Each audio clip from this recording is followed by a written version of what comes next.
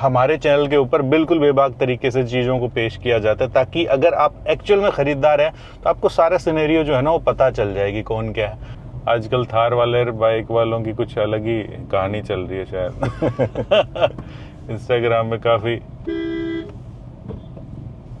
ये देखो, जाओ जाओ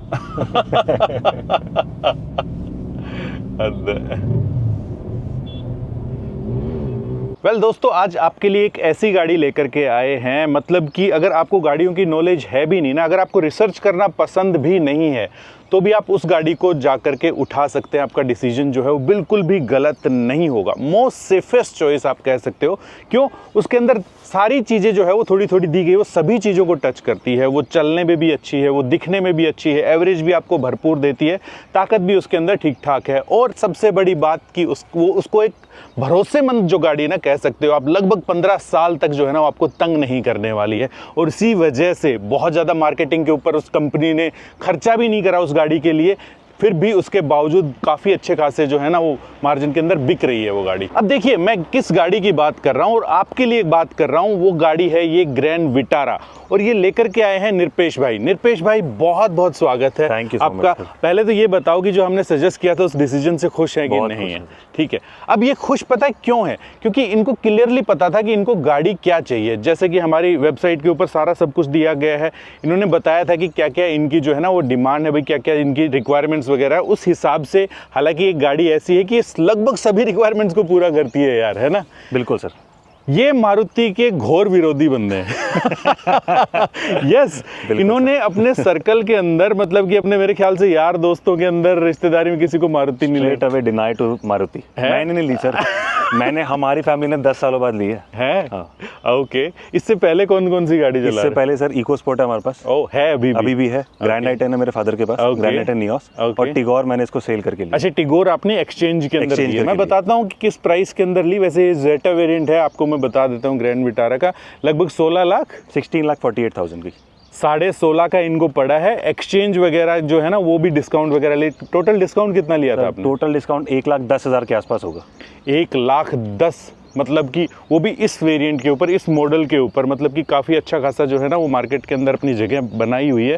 हालांकि क्रेटा फिलहाल नंबर 1 के ऊपर चल रही है, नो डाउट, लेकिन उसकी भी पूरी की पूरी स्टोरी जानेंगे कि इन्होंने चलाई सारी गाड़ियाँ थी। मेरे ख्याल से क्रेटा भी आपने चलाई, एलिवेट भी आपने चलाई, बिल्कुल सर, है ना? इस सेगमेंट की लगभग सारी गाड़ियाँ चलाई थी आपने। MG एस्टर भी चलाई। अच्छा, ओके। एस्टर भी चलाई। हाँ, ओके। और आपने इनफैक्ट MG हेक्टर भी चलाई थी। हेक्टर भी चलाई। ओके। तो मतलब कि सेगमेंट से ऊपर भी गए थे और डाउन भी गए थे। तो इस गाड़ी के अंदर आपको अच्छा क्या लगा? सिंपल सी बात ये बता दो सर। एक तो सिंप्लिसिटी, बिल्कुल। मारुति का जो एक तो ट्रस्ट था वो वापस से बिल्डअप हुआ, पता नहीं कैसे, लेकिन उन्होंने बिल्डअप करवाया। 100%, ये बात बिल्कुल सही आप कह रहे हो। दूसरा सर, जो अप्रोच था ना नेक्सा का, वो काफ़ी बेटर था। इतना मुझे एक्सपेक्टेड नहीं था, to be honest, as compare to other brands, specially Toyota और हुंडई। अच्छा, टोयोटा तो यही है, मतलब कि गाड़ी सेम ही आती है उस टोयोटा के अंदर भी? सर मैं लेने तो टोयोटा ही गया था अपने घर से, मैं मारुति लेने नहीं गया था। टोयोटा वाला ने उन्होंने मुझे ये बोला, ये हमारा कंपटीशन नहीं है। मतलब टोयोटा वाले इनको ये कह रहे हैं कि ये गाड़ी जो है ये उनका कंपटीशन ही नहीं है, जबकि गाड़ी सेम ही है और ये उनसे ज़्यादा बिक भी रही है। सिंपल से। और वो मतलब ऐसे क्यों बोला? वो कह रहे कि सर टोयोटा एक अलग ब्रांड है, नेक्सा एक अलग ब्रांड है। मैंने उनको बोला कि गाड़ी तो मारुति ने दी आपको बना के, तो कहते कि नहीं sir, if you are spending so much amount तो आप, हमारा लोगो डिफरेंट है। हमारा लोगो डिफरेंट है। पहले तो चलो मान ले, पहले तो इनफैक्ट वो जो थे वो थोड़ी सी सर्विस, मतलब सॉरी वारंटी जो है वो 3 साल की दे रहे थे। अब तो मारुति ने भी 3 साल की वारंटी देना शुरू कर दिया। खैर, एक काम करते हैं ब्रदर, चलती हुई गाड़ी के अंदर बात करते हैं। बिल्कुल, आपको सबको पता है कि ग्रैंड विटारा दिखाई कैसी देती है, क्योंकि बहुत ही ज़्यादा फेमस है। मैं सिंपल सी बात ये करना चाह रहा हूँ कि ये गाड़ी आप लोगों को कंसिडर क्यों करनी चाहिए। देखिए, समझदारी तो इसके अंदर है कि सारी गाड़ियाँ आपको चला करके देखनी चाहिए। अगर आप अच्छा खासा जो अमाउंट अगर खर्च कर रहे हैं, अच्छा खासा क्या, कोई भी अमाउंट अगर खर्च कर रहे हैं और कोई गाड़ी खरीदना चाह रहे हैं, तो आप देख लो ये 19.5 की एवरेज जो है ना वो निकाल करके लेके आ रहे हैं। फरीदाबाद से आ रहे हैं। वैसे सिटी के अंदर आपको कितनी दे देती है दोस्त? सर 15-16 के अराउंड, 15-16 की दे देती है। ये भी एक इनकी रिक्वायरमेंट थी कि इनको जो है वो अच्छी खासी, आपको कुशाक भी देखी थी शायद आपने? टाइगोन इनफैक्ट मैंने बुक कर दी थी। ओके। मेंटेनेंस और पेट्रोल को देखते हुए मुझे मारुति की तरफ आना पड़ा, है ना? देखिए, ये ना ऑटोमेटिकली खींचती है ये चीज़ों को, ठीक है, कि भाई आपकी ये रिक्वायरमेंट हम दे रहे हैं, दूसरी गाड़ी दे रही है, हाँ दे रही है, लेकिन फिर कहीं और कॉम्प्रोमाइज़ करवा लेगी। लेकिन ये कहीं पर कॉम्प्रोमाइज़ नहीं करवाती है गाड़ी, आपको धीरे धीरे सारी चीज़ें दे देती है। कंफर्ट भी अच्छा खासा है इस गाड़ी के अंदर। तो और हाईवे के ऊपर कितना दे देती है सर? 19, जो कि आपके सामने है भाई, ठीक है। ये चला करके आज तो जाम नहीं मिला होगा आपको फरीदाबाद से, है ना। वैसे ये टॉर्क कन्वर्टर वाली है, मैं आपको बता दूं कि 6 स्पीड टॉर्क कन्वर्टर वाली है। पहले 4 स्पीड जो आती थी, अब इसके अंदर 6 स्पीड दे दिया गया है। 4 स्पीड हम चला रहे हैं फिलहाल, जिमनी के अंदर 4 स्पीड आता है। ओके, स्टीयरिंग आपको थोड़ा सा हैवी लगता है, राइट? यस। और ये जो है वो आपकी 8 वे एडजस्टेबल सीट भी है, ऊपर नीचे भी आप कर सकते हो, आगे पीछे भी कर सकते हो। एक हाइट ने एक बहुत बड़ा रोल प्ले किया है गाड़ी सेलेक्ट करने में, टू बी ऑनेस्ट। बताओ। एलिवेट सर मेरे को पसंद थी, मेरे फादर को बहुत पसंद थी, लेकिन उसकी सीट इतनी रिक्लाइन बैक साइड नहीं जाती। अच्छा, पीछे नहीं जाती, स्लाइड नहीं हो पाती है। और तो मेरे लेग्स नहीं आ रहे थे, अदरवाइज मैं होंडा एलिवेट की तरफ जाता। उसकी एवरेज थोड़ी सी कम है, बट फिर भी होंडा का ट्रस्ट थोड़ा सा बेटर था मेरी ओपिनियन में। जैपनीज इंजन कोई भी हो, बहुत अच्छे जो है ना, आपको ट्रस्ट इश्यूज नहीं होंगे इन गाड़ियों के ऊपर, कभी भी धोखा नहीं देगी आपको, कोई इलेक्ट्रिक फेलियर वगैरह नहीं आएंगे गाड़ी के अंदर कुछ भी। और अगर कोई आते हैं तो बहुत ही जबरदस्त रीजन होगा उसके पीछे, समझ रहे हो। ऐसा नहीं कि चलते चलते कुछ भी हो गया, कहीं पे भी रोड मतलब कि वहां पर खड़ा कर दिया आपको, ये ब्लैंक हो गया, स्विचेस काम नहीं कर रहे, फलाना दिमकाड़ा, क्योंकि अच्छे खासी R&D के ऊपर पैसा खर्च करते हैं लोग। बात और है सर, मैंने जब वॉक्सवैगन टाइगन बुक करी ना, तो मैंने इको स्पोर्ट जो मेरे पास एग्जिस्टिंग है उसका मैंने वैल्यू लगवाई थी। उसकी वैल्यू उन्होंने 1.5 लाख दी है। ये 8 साल पुरानी गाड़ी, और मारुति ने सेम गाड़ी की वैल्यू 3,30,000 दी, बिना कुछ बोले, बिना भी आपने दी नहीं है? मेरे दी नहीं है। मैंने एक्सचेंज में टिगोर कराई, मैंने वैल्यू लगवाई थी। आप इसी क्लिप को दोबारा सुनो। अब आपको पता चला कि देखिए ऑटोमेटिकली एक तरीके से देखिए गाड़ी भी कहीं ज्यादा वैल्यू प्रदान कर रही है ये, उसके ऊपर से फिर कितना वो डिफरेंस भी हो गया, मतलब कि लगभग 2 लाख के आसपास का हो गया, 1,80 के आसपास का डिफरेंस हो गया। वो 1.5 लाख दे रहे थे, 3,30 दे रहे थे। बिल्कुल सर। और जो गाड़ी मैंने एक्सचेंज करी है टिगोर, उसकी इन्होंने 580 दी। ओके। उसकी वैल्यू किया वालों ने 2.5 लाख लगाई थी। वो 2 साल पुरानी गाड़ी थी टिगोर, एक टॉप मॉडल CNG वाला, मैंने 40,000 चला दिया था। ओके। और वॉक्सवैगन ने आई थिंक 4 लाख रुपए लगाए थे वैल्यू उसकी। भाई साहब देखो, सारे खुलासे होते हैं, मतलब हमारे चैनल के ऊपर बिल्कुल बेबाक तरीके से चीज़ों को पेश किया जाता है, ताकि अगर आप एक्चुअल में खरीदार हैं तो आपको सारा सिनेरियो जो है ना वो पता चल जाएगी कौन क्या है। अब मारुति के बंदे तो नहीं हो ना? बिल्कुल सर, मैं तो एंटी मारुति हूँ। अब भी हो गया? नहीं, अब तो अब धीरे धीरे ये रिकमेंड करेंगे। वैसे ये देख लो, कुछ इस टाइप की आपको विजिबिलिटी मिलती है। आप अगर ड्राइविंग सीट के ऊपर बैठे हैं तो बिल्कुल मेरी आंखों के सामने कैमरा है फिलहाल ये, ठीक है। तो एक अच्छे खासे जो है ना वो विजिबिलिटी वगैरह भी है, लेकिन यहाँ पर मेरे को लगता है कि इनको एक ग्लास सा देना चाहिए था, क्योंकि ये थोड़ा सा बनाता है क्वार्टर ग्लास बैक दोनों साइड पे होता है। तो या फिर एक जैसे कि ORVM है उसके और इसके बीच में गैप भी होता है ना, क्योंकि ये एक बहुत बड़ा जो है ना, ये थोड़ा सा ब्लाइंड स्पॉट बनाता है। अगर आपको स्पेशली तब फील होगा जब आप पहाड़ों के अंदर जाओगे ना, तब आपको बड़ा फील होगा। एक और चीज जो मेरे को यहाँ पर थोड़ी सी अखर रही है इस गाड़ी के अंदर, वो ये कि जो ये इंफोटेनमेंट जो दिया गया है, आप खुद देख रहे हो इंफोटेनमेंट जो दिया गया है, इसमें बेजल्स देख रहे हो, कितने बड़े बड़े बेजल्स जो है ना वो दिए गए। इसको थोड़ा सा छोटा कर सकते थे यार, स्मार्ट दिखाई देता है, उसमें कोई दो राय नहीं थी, है ना। बाकी एक चीज बताओ, देखो हमने भी बहुत चला रखी है गाड़ी और लोगों ने बहुत देखी भी है, आपने कुछ नेगेटिव जो है ना वो क्या इस गाड़ी के अंदर फील किया? इसका स्टीयरिंग का फीडबैक रिस्पॉन्स थोड़ा सा हैवी है as compare to other vehicles. अगर मैं कंपेयर करूं, जैसे मैं टिगोर से शिफ्ट हुआ, स्पेशली स्लो स्पीड के अंदर थोड़ा सा हैवी है। हाँ। लेकिन एक बात मैंने देखी है, बदलते वक्त के साथ में मारुति ने स्टीयरिंग्स के अंदर बहुत ज्यादा इंप्रूवमेंट करी है, बहुत इंप्रूवमेंट करा है। पहले तो भैया यूं घुमाते थे ना तो घूमती रहती थी गाड़ी। तो मैं उसको बोलता था बड़ा ही आज्ञाकारी स्टीयरिंग है, जिधर घुमा दो उधर ही चल पड़ती है। तो ये चीज होती थी। लेकिन हाँ अच्छा है, बाकी मेरे को तो तेज स्पीड के अंदर मेरे को डिसेंट सा फीडबैक लग रहा है, उतना कुछ भी नहीं है। लेकिन हाँ थोड़ा सा स्लो स्पीड के अंदर और लाइट होना चाहिए था। वैसे सही कह रहे हो आप, गुड। एक सर इनका डी कट स्टीयरिंग कट नहीं आता है, जो आजकल ट्रेंड में है बहुत ज्यादा। ओके, मतलब कि यू मीन टू से कि फ्लैट थोड़ा सा प्रीमियमनेस बढ़ जाती है मेरे ओपिनियन में, कि डी कट होता तो बेटर होता। जी जी जी। वैसे इसके अंदर जो है आपको मतलब ऑटो डिमिंग ORVM वगैरह भी दिए। तो फिर एक बात बताओ कि जो अल्फा है उसके अंदर क्या नहीं आता? मतलब जेटा में भी इन्होंने सब कुछ ही तो दे दिया है सर। एक जो सीट्स हैं आपके वो लेदराइट है, सनरूफ जो मेरी रिक्वायरमेंट नहीं थी, मैं स्पेशली वो वाली जो 50% शेड के साथ आती है, तो मुझे तो बिल्कुल नहीं चाहिए थी। बिल्कुल बिल्कुल।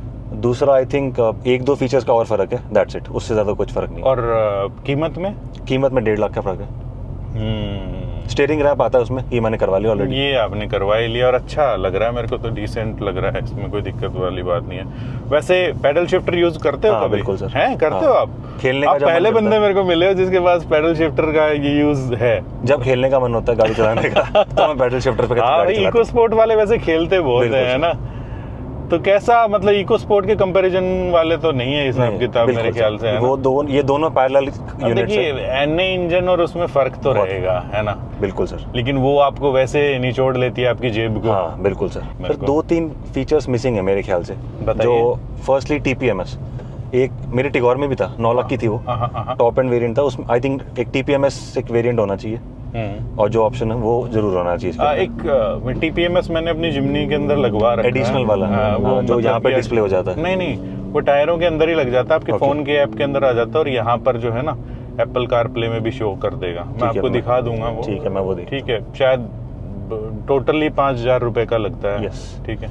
एक इसमें रूफ रेल्स नहीं आते थे, वो मुझे नेक्सा वालों ने कॉम्प्लीमेंट्री दिए। अच्छा, एक बात बताओ मेरे को सिंपल सी, आपको गाड़ी ये चाहिए क्यों थी? क्योंकि आपके पास इको स्पोर्ट भी थी, अगर आपको एवरेज वगैरह चाहिए तो आपके पास वो सीएनजी टिगोर थी।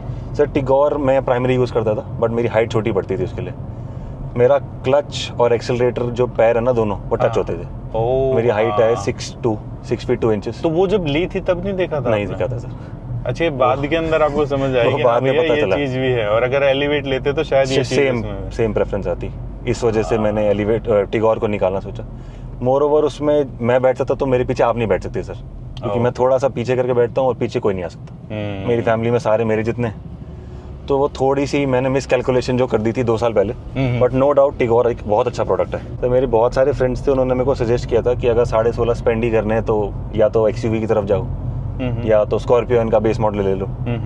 क्योंकि मेरे फ्रेंड ने एक्सयूवी 700 ले रखा बेस मॉडल, बट अब कहना नहीं चाहिए, बट मैं महिंद्रा की तरफ नहीं जाना चाहता था, क्योंकि वो एक ट्रस्ट बिल्डअप नहीं कर पा रहे। बड़ा ही शांत सा चल रहा है यार, कोई अंदर कैबिन के अंदर बहुत, हालांकि मेरे ख्याल से 3000 आरपीएम के ऊपर तो साउंड आती होगी हाँ, इसके अंदर, 3000 के ऊपर जाती है। 3000 के ऊपर थोड़ी सी साउंड आने शुरू हो जाती है।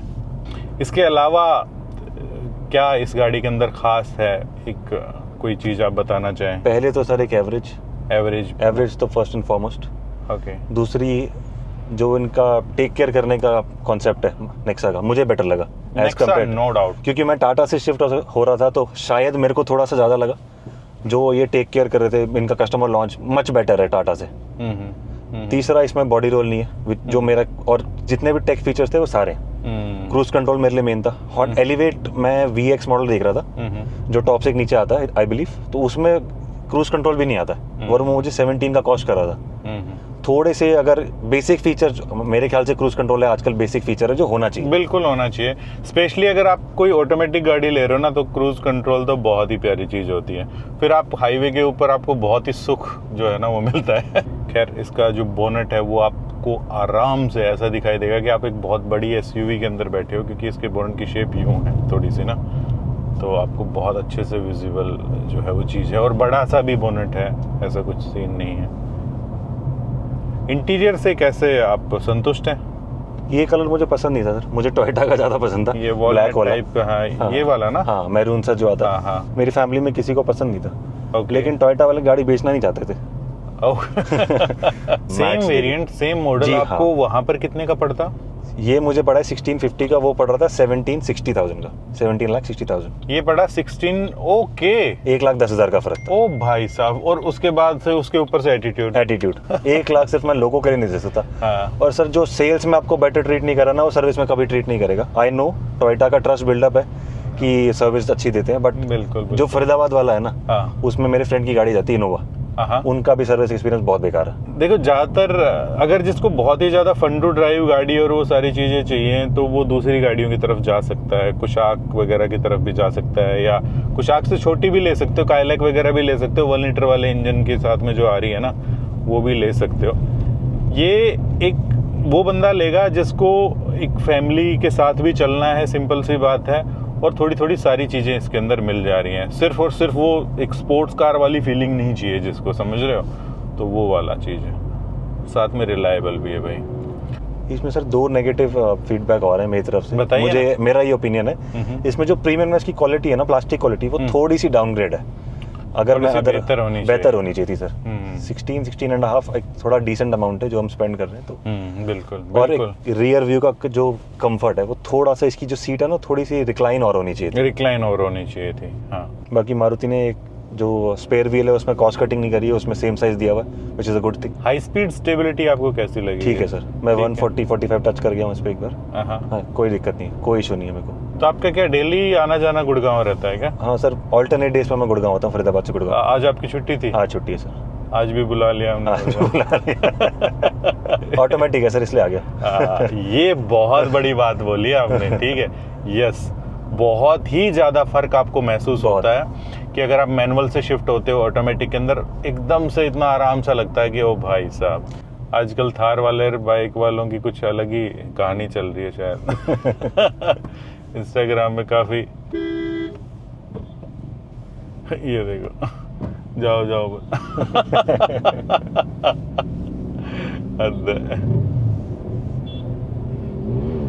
खैर संडे है, क्योंकि ये भी एंजॉय करते हैं यार संडे, और कभी भीड़ कम होती है तभी ये बेचारे बाइकर्स एंजॉय कर पाते हैं, नहीं तो कभी करेंगे। बट ये हरकतें बहुत बकवास करते हैं। 17 लाख रुपए दोबारा से दे दिए जाएं, आप इसी गाड़ी के ऊपर जाओगे या अपने डिसीजन के अंदर थोड़ा सा सुधार करोगे या कुछ करोगे? सिंपल सर, मैं अपनी नीड्स को पहले कैटेगराइज करूंगा। मेरी नीड्स क्या है? मेरी नीड्स थी कि मुझे सिटी में गाड़ी ज़्यादा चलानी है, स्टेबल गाड़ी चाहिए, decent amount of money spend करना है, मेंटेनेंस भी ठीक हो, तब मैं इस पे दोबारा जाऊंगा। दोबारा से जाओगे दोबारा इसी से गाड़ी के ऊपर? ओके। तो वेल दोस्तों, ये था आज का हमारा वीडियो। निरपेश जी ने बहुत ही अच्छे तरीके से इनकी नीड भी बताई, गाड़ी के अंदर क्या पॉजिटिव है क्या नेगेटिव है, ये सारी चीज़ें इन्होंने बताई। और आई एम श्योर कि आप इस बेस के ऊपर, इस गाड़ी के ऊपर जाना चाहिए आपको या नहीं जाना चाहिए, वो आपको क्लियर हो गया होगा बगैर किसी लाग लपेट के। जैसा का जैसा फीडबैक इनका था वैसा ही हम लोगों ने आपको पेश कर दिया, और ऐसा ही सोच लगभग हमारी भी यही है जो जो इन्होंने बताई थी, ठीक है। नहीं तो मैं काउंटर क्वेश्चन 100% करता हूँ, अगर कुछ मेरे को गड़बड़ लगती है कि नहीं कुछ ओनर जो है वो उसकी फील अलग है, तो मैं काउंटर क्वेश्चन करता हूँ ताकि वो बता पाएं कि भाई क्या रीज़न है इस चीज़ के पीछे। तो यस, मैं फिर से आपको रिकमेंड करूँगा कि अगर आपको 15, 16, 17 लाख का बजट है तो इस टाइप की गाड़ी के ऊपर आप 100% जा सकते हो। अगर आपको 15 साल तक आपको कोई गाड़ी रखनी है तो बिल्कुल साथ देगी ये गाड़ी। वेल निरपेश जी, बहुत बहुत धन्यवाद आपका। Thank you so much. आप अपनी गाड़ी के साथ में आए और बहुत अच्छे तरीके से जो है ना वो इन्होंने सारी चीज़ें दिल खोल करके बताई। तो मिलता है ऐसे किसी नेक्स्ट वीडियो के अंदर। अगर आप भी अपना एक्सपीरियंस शेयर करना चाहते हो, जो दी गई ईमेल आईडी है वहाँ पर अपना एक्सपीरियंस हम लोगों को बताइए, हम आपसे टच में आएंगे, कॉल वगैरह होगी, उसके बाद समय निर्धारित करते हैं कि कब जो है वीडियो वगैरह शूट करना, आपका एक्सपीरियंस कब शूट करना। मिलते हैं नेक्स्ट वीडियो के अंदर। जय हिंद, जय भारत।